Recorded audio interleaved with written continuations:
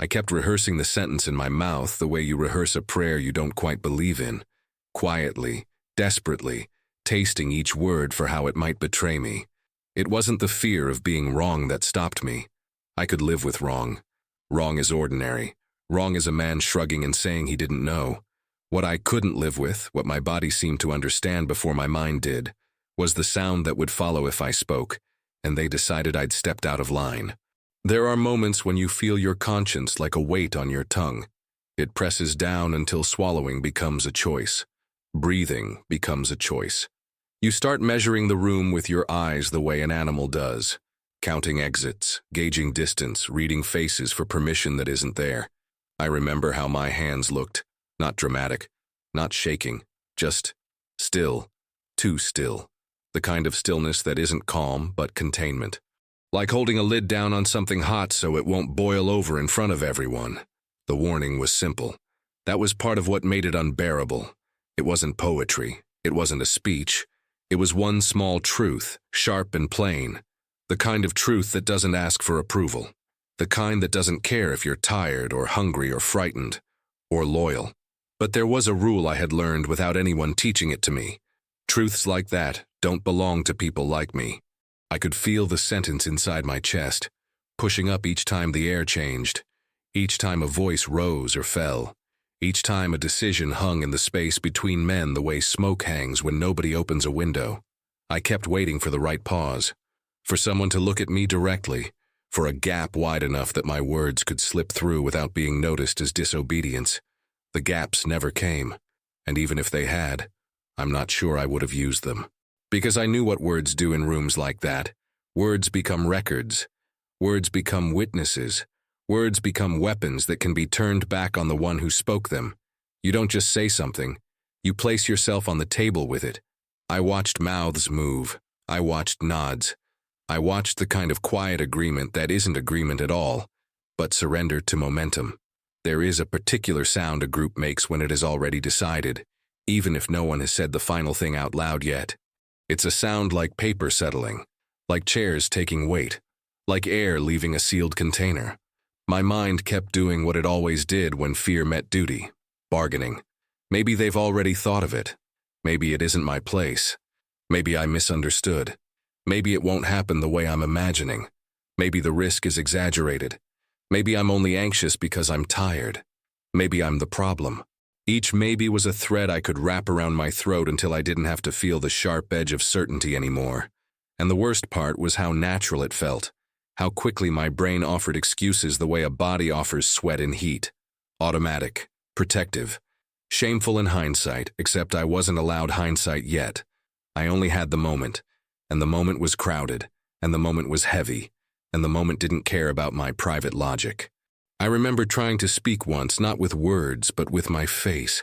A glance, a small tightening around the eyes, the way you might warn a friend without letting anyone else notice.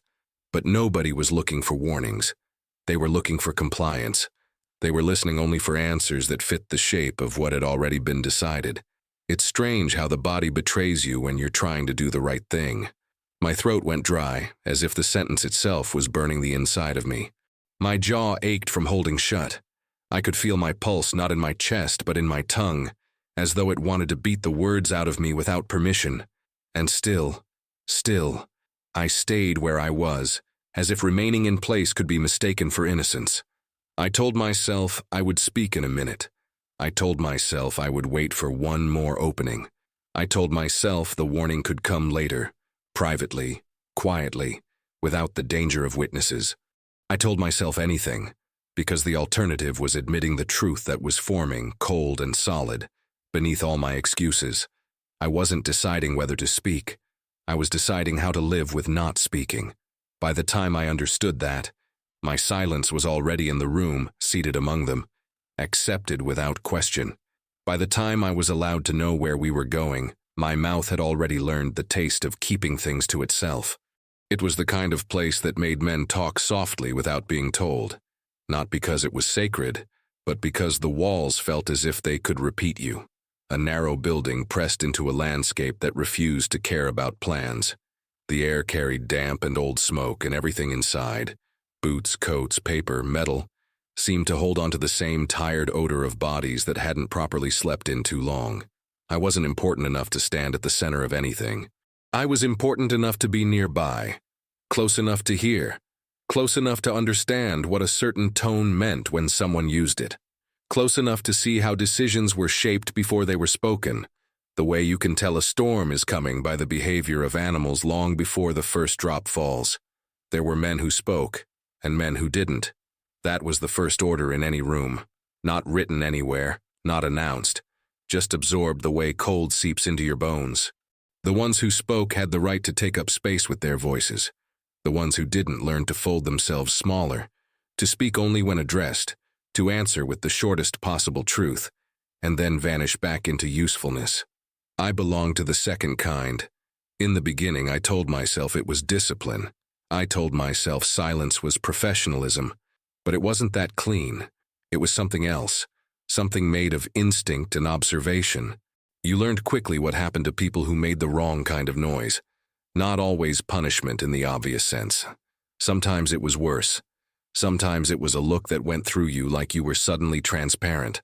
Sometimes it was being left out of a conversation you used to be part of. Sometimes it was being assigned work that didn't need a person so much as a pair of hands. You learned that being noticed was not the same as being valued. The chain of command wasn't only rank stitched on fabric, it was a language. It was who waited and who didn't, who interrupted and who apologized, who asked questions and who received answers. The room itself seemed arranged around it. Certain men had the right to stand close to the table, to lean over maps, to tap their knuckles on wood as if the wood belonged to them. Others hovered at the edges like shadows, ready to step forward when summoned and retreat the instant their presence was no longer required. I had my place at the edge, a place made of small tasks, carrying messages, keeping papers in order, reading figures aloud when asked, being useful without becoming a person. Outside, the days ran on a schedule that belonged to no one. Dawn didn't mean rest. Night didn't mean safety. There was always movement. Men leaving, men returning. Vehicles in the mud. Voices calling names. Orders repeated. The sound of boots and the dull percussion of equipment being handled with the careful impatience of routine. And underneath all of it, an invisible pressure that made even simple conversations feel like they were happening underwater. It wasn't only fear of the enemy. That fear was straightforward. You could name it, you could point at it, you could blame it. But the other fear, the one that lived inside the system, was harder. It wasn't about dying. It was about becoming disposable, about being labeled unreliable, about having your loyalty questioned in a world where loyalty was the closest thing to currency. Some men wore their authority like it was effortless. They didn't raise their voices. They didn't need to. A sentence from them landed heavier than shouting. When they spoke, people adjusted their bodies without thinking, standing straighter, turning more fully, quieting their own breath. Authority has a smell to it, like metal warmed by a hand. You could sense it before the words arrived. And then there were the men beneath them, men with enough responsibility to be nervous, but not enough power to be safe. Those were the ones who watched the top of the chain like a weather vane, turning their opinions as soon as the wind shifted. They were the most dangerous kind, not because they were cruel, but because they were careful. Careful men protect themselves first. Careful men don't like warnings because warnings create choices and choices create accountability. That's what I began to understand. The room wasn't built for caution. The room was built for certainty. Certainty moved faster. Certainty sounded stronger. Certainty made everything feel controlled, even when it wasn't. If you carried doubt into that room, it clung to you. It made you look weak. It made you look like you didn't belong. I had seen it happen. A man not much higher than me once asked a question he thought was reasonable. He asked it politely, with a careful tone, like he was offering help. The question wasn't even an accusation.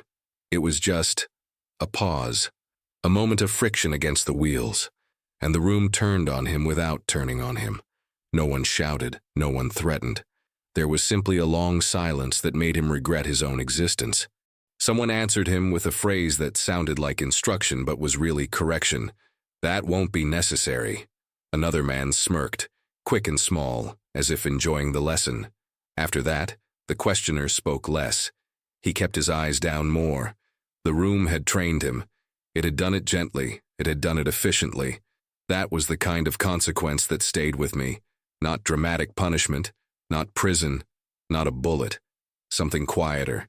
Something that told you, you can survive here, but only if you become the kind of person we can predict. So when the days grew heavier, when messages came in tighter and faster, when the men with the right to speak began using fewer words and longer silences, I felt my own voice retreat inside me like an animal sensing danger.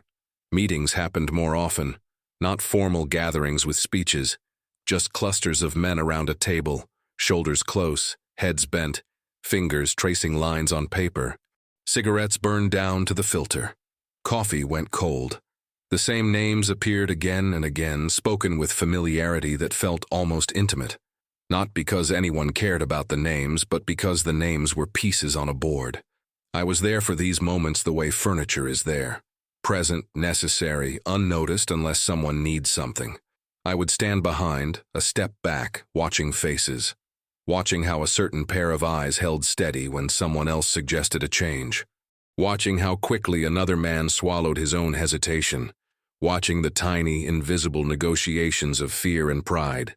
Sometimes I caught glimpses of the thing that mattered most. Not what was being said, but what couldn't be said. Because in that environment, the truth wasn't always the strongest argument. The strongest argument was the one that protected the hierarchy.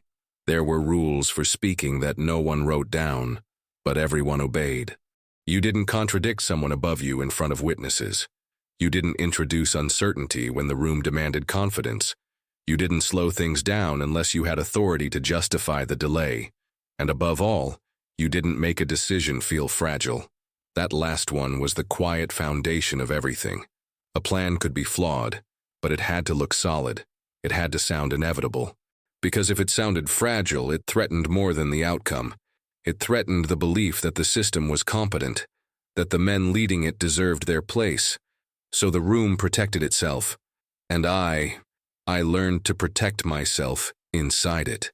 Each time I noticed something off, a detail that didn't fit, a calculation that didn't settle right in my mind, a pattern that made my stomach tighten, I filed it away like contraband. I told myself it wasn't for me to handle. I told myself someone else must have seen it. I told myself I was too close to the ground to judge what the sky was doing. But the feeling didn't go away. It grew sharper, more specific, like a splinter you can't stop touching with your tongue. The mistake, whatever you want to call it, wasn't a sudden surprise. It wasn't a freak event.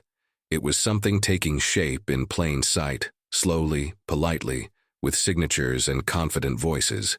It was an idea gaining momentum because momentum was safer than stopping. And I was close enough to see the edge of it, close enough to understand what it could cost. But every time my mind tried to step forward with a warning, something else stepped in front. The memory of that other man's question dying in the air. The knowledge that a warning from someone like me wouldn't land as wisdom. It would land as insolence. Or worse, panic. In those rooms, panic was treated like infection. So I did what everyone below the top learns to do. I listened. I nodded when nodding was expected. I kept my face neutral, my hands still, my voice reserved for the moment someone directly asked for it. And each day, the space between what I knew and what I said grew a little wider, until it felt less like a gap and more like a separate life I was living inside my own head. I could already sense the moment approaching, the one where the room would harden around a decision, and there would be no more room for doubts to breathe. And I knew, with a cold certainty that made my stomach go hollow, that if I was going to speak, it would have to be before that happened. But the days kept moving, the meetings kept tightening, the hierarchy kept holding itself in place like a locked door, and I stayed where I belonged, close enough to understand, far enough to remain silent. There is a particular kind of argument you have only with yourself, the kind that never resolves because both sides know too much. I didn't think in grand terms. I wasn't weighing morality against obedience the way philosophers do. My thoughts were smaller, meaner, more practical. They circled the same narrow path over and over like an animal pacing a cage that isn't visible until you've worn the ground bare. Each time I imagined speaking, my mind immediately followed the sound forward to its consequences. Not imagined heroism, not relief. Consequences, faces turning, silence stretching, a superior's eyes narrowing just enough to mark me as a problem that needed managing. I told myself I wasn't afraid of punishment. That was almost true. Punishment had edges. You could see it coming. You could name it. What I feared was being changed into something less than I was without anyone ever saying it out loud. Being reduced to a liability, a risk, someone who needed watching. Once that label attaches itself to you, everything you say after that is filtered through it. Your intentions don't matter. Your accuracy doesn't matter. Even if you're right in the wrong way. That knowledge sat in my chest like a stone. The warning itself replayed in my mind constantly. Not as words yet. Words would have made it real. But as an outline, a shape, a sense of something not lining up the way it should. I could see how one assumption leaned too heavily on another. How one confident statement depended on a silence that hadn't been questioned. Every time I thought they've missed it, another voice answered. Or maybe they haven't. Maybe you're the one missing something. That second voice sounded reasonable. It always does. I'd stand in the background of a room, listening to men speak with authority I didn't possess, and I'd feel my certainty shrink under the weight of their confidence. Not because their arguments were better, but because they were delivered without hesitation. There is a power in not pausing, a power in saying something as if the mere act of saying it completes the truth. I envied that. My own thoughts arrived slowly, cautiously, as if they knew they weren't welcome. They asked for verification. They requested permission. They wanted to be checked and rechecked before being allowed into daylight. And every delay gave fear more time to do its work. I began rehearsing conversations that never happened. I would imagine stepping forward at just the right moment, clearing my throat lightly so it wouldn't sound like a challenge. I would imagine phrasing the warning as a question, because questions are safer than statements. I would imagine offering it as a concern rather than a contradiction, wrapping it in respect, apologizing for it before even saying it. And then I would imagine the response. Sometimes it was a sharp dismissal. Sometimes a polite smile that meant the same thing. Sometimes no response at all, which was worse. In every version, the room grew colder around me. Not outwardly hostile, just subtly rearranged so that I no longer belonged at its center, however small that center had been. Those imagined futures carried weight. They felt real enough that my body responded to them as if they'd already happened. My shoulders tightened, my breath shortened, my hands grew damp. Fear is efficient that way. It doesn't wait for confirmation. I tried to reason with myself. I told myself the warning wasn't urgent yet, that there would be another meeting, another moment, another chance to raise the issue once I'd gathered more certainty, more evidence, more authority somehow. But certainty is a luxury you rarely get in environments built on speed. Everything moves before you can touch it. Decisions happen while you're still forming sentences. I started noticing how often silence was rewarded. Men who didn't complicate things moved more smoothly through the system. They were trusted. They were predictable. They were safe to rely on. Predictability, I learned, was valued more than insight. That realization was both clarifying and corrosive. It explained why no one else was speaking either. Or perhaps they were, but only within the narrow band of acceptable doubt. Safe doubt. Doubt that didn't threaten the direction things were already moving. My doubt was not that kind. It pointed outward instead of inward. It suggested that something ahead was unstable, and pointing at instability makes people feel exposed. I began to watch myself from a distance, as if I were someone else. I noticed how I leaned back slightly when the conversation approached the point where my warning would have fit, how my eyes dropped to the table, how my jaw tightened, not in defiance, but in restraint. It was humiliating in a quiet way, not dramatic enough to feel tragic, just small, petty, a failure measured in millimeters rather than miles.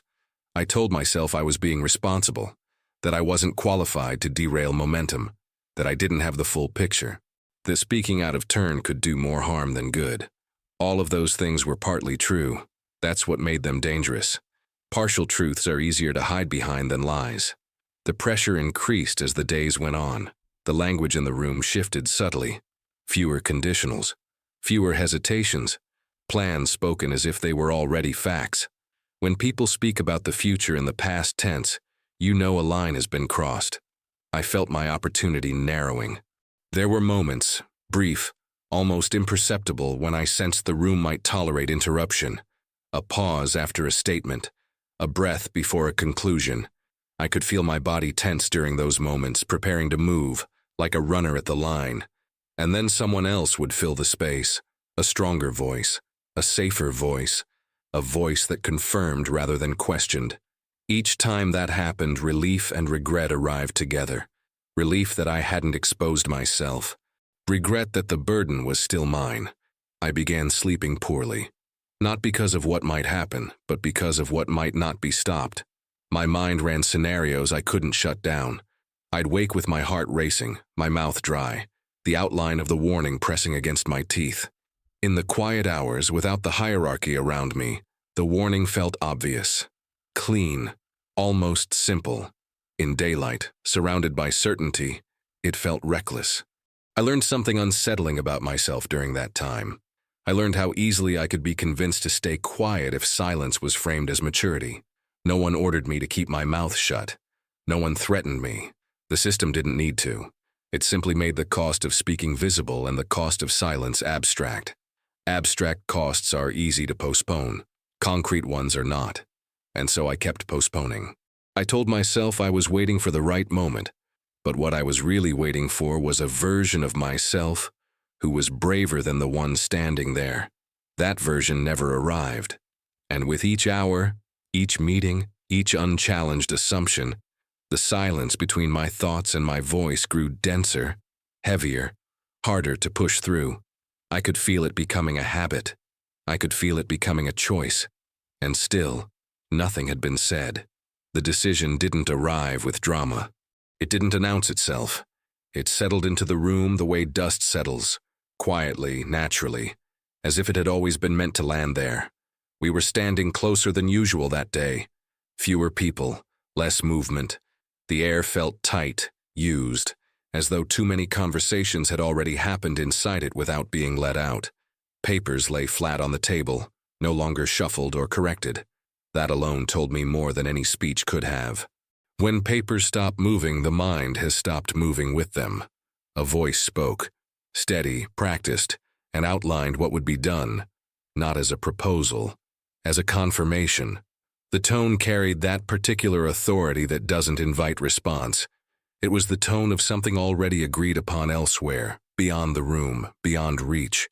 I felt the warning rise in me immediately, sharper than before, no longer theoretical. It pressed upward, demanding form. My body reacted before my thoughts did. My chest tightened. My fingers curled slightly, nails biting into skin through fabric.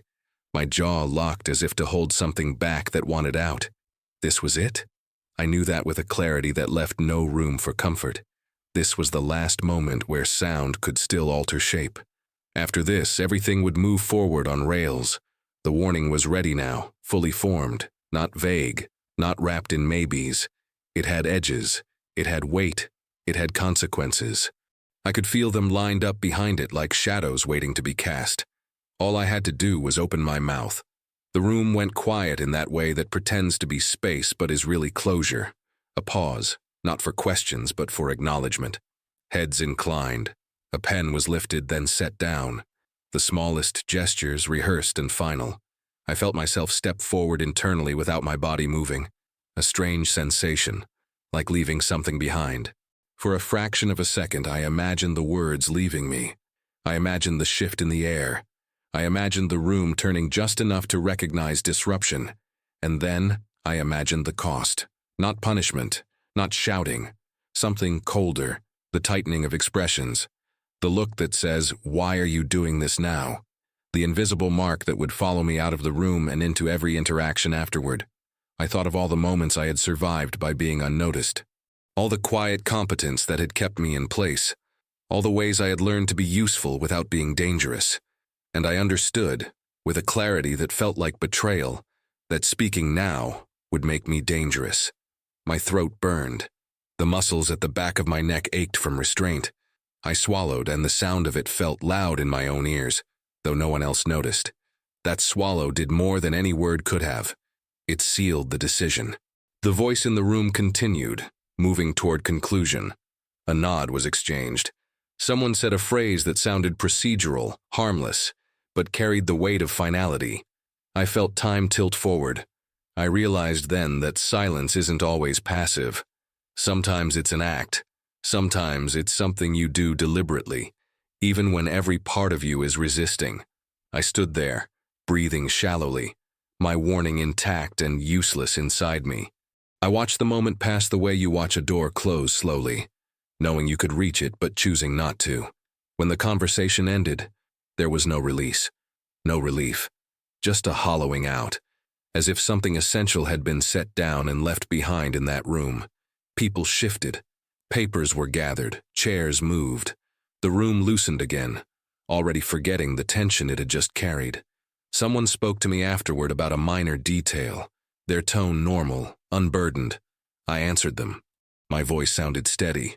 That frightened me more than anything else, because it meant the silence had worked. The warning remained unspoken, and in that moment, without ceremony, without acknowledgement, it became permanent. The first signs arrived quietly, disguised as delays and minor corrections that didn't quite correct anything. Nothing dramatic happened at once. There was no single moment you could point to and say, "This is where it broke." That was part of the cruelty of it. The world continued to behave as if it had accepted the decision, even as it began to bend around it in small, almost polite ways. Reports came back slower than expected, not late enough to cause alarm, just slow enough to require explanation. Explanations were offered, reasonable ones, the kind that sound convincing because everyone wants them to be true. I read those reports. I carried them. I heard them summarized aloud by voices that grew more clipped with each repetition. And each time, a familiar pressure settled behind my eyes, the recognition of a pattern I had already seen before anyone else had named it. The warning had been about trajectory, not impact, about how once something started moving, it would not stop simply because someone wished it would. That was the part I had wanted to say.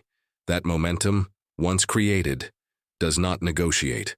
I watched that momentum take shape. At first, it was expressed as irritation.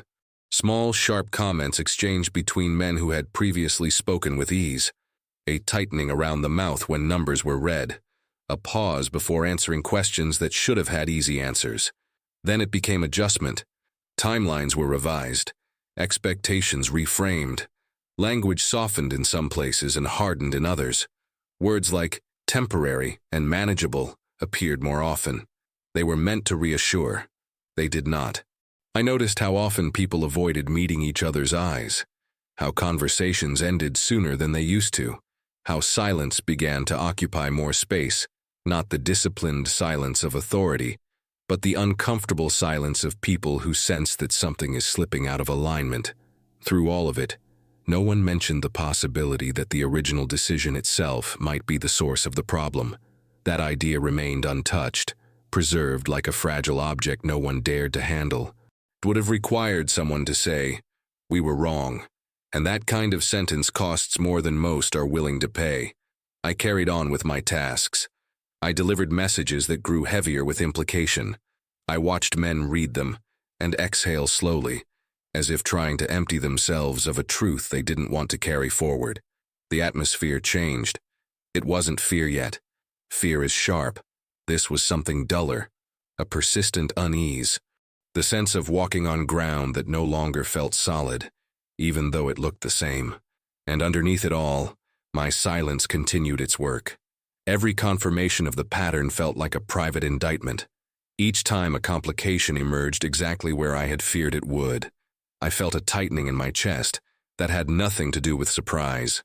It was recognition, the kind that doesn't bring clarity, only weight. I began measuring time differently, not in days or hours, but in moments when I could no longer pretend ignorance.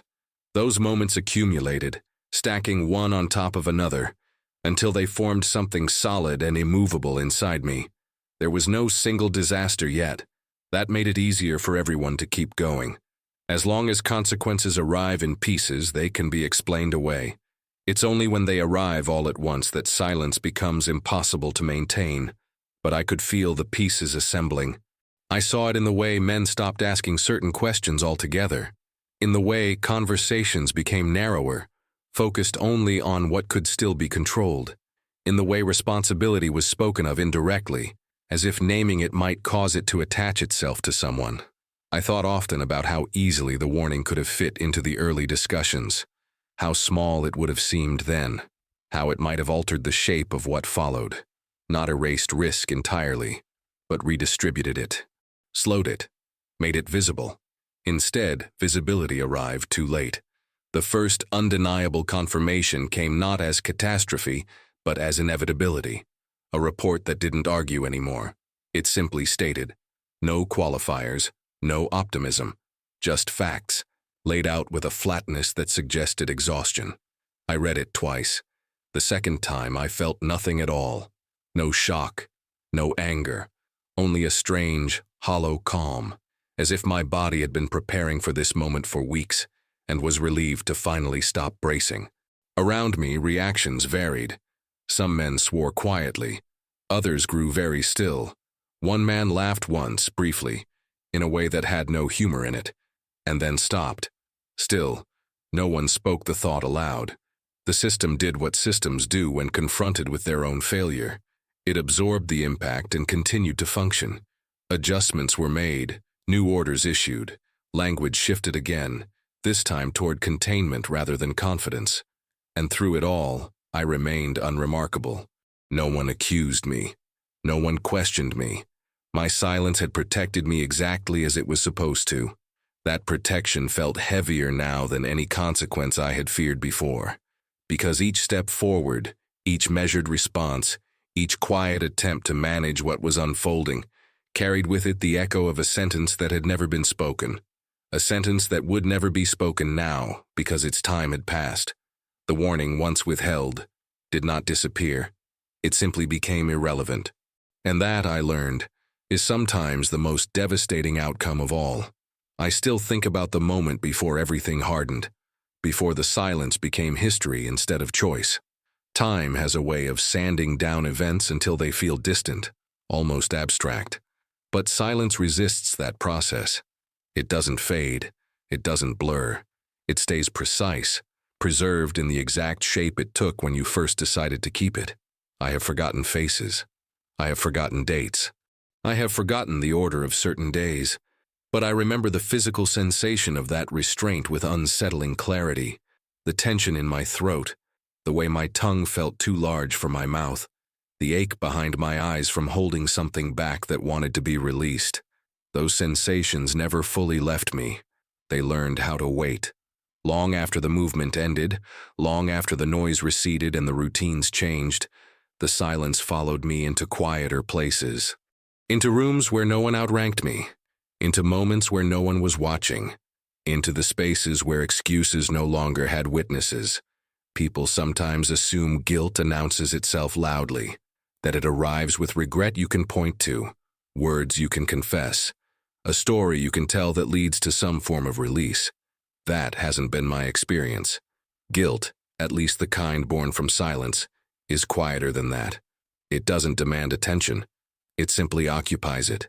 I find it in the pauses between thoughts, in the hesitation before speaking, even now when there is no consequence attached. I find it in the way I measure sentences before allowing them out, still testing whether they are worth the risk. What I regret most is not the outcome itself. Outcomes belong to many hands. They are shaped by forces far larger than one voice. What I regret is the certainty I carried alone and then buried. There is a particular loneliness in knowing you recognize the edge of something before it broke, and then choosing to step back rather than mark it. No one ever asked me why I didn't speak. No one ever suggested that I should have. History has no use for unspoken warnings. They leave no trace. They create no record. They offer no evidence of their own existence. And yet, I live with mine, as if it were engraved somewhere visible, something everyone else can see even though they never mention it. Sometimes in quiet moments I replay the scene differently, not to imagine a better ending, but simply to acknowledge the alternative existed. I hear the words as they might have sounded, plain, direct, unremarkable. I don't imagine applause or recognition. I imagine interruption, discomfort, resistance. I imagine the room tightening around me. That image no longer frightens me the way it once did. What frightens me now is how easily I learn to survive without speaking. Silence teaches lessons quickly. It teaches you how to justify yourself, how to explain absence as prudence, how to confuse restraint with wisdom. Over time, those explanations begin to sound convincing, even to the one using them. I have carried many responsibilities since then, some heavier, some lighter, but none have pressed on me the way that unspoken sentence still does, because it never had the chance to fail or succeed. It simply remained inside me, intact and unanswered. And that is the part I cannot escape, not the consequences that followed, but the knowledge that once, just once, I recognized a warning clearly enough to speak it, and chose not to.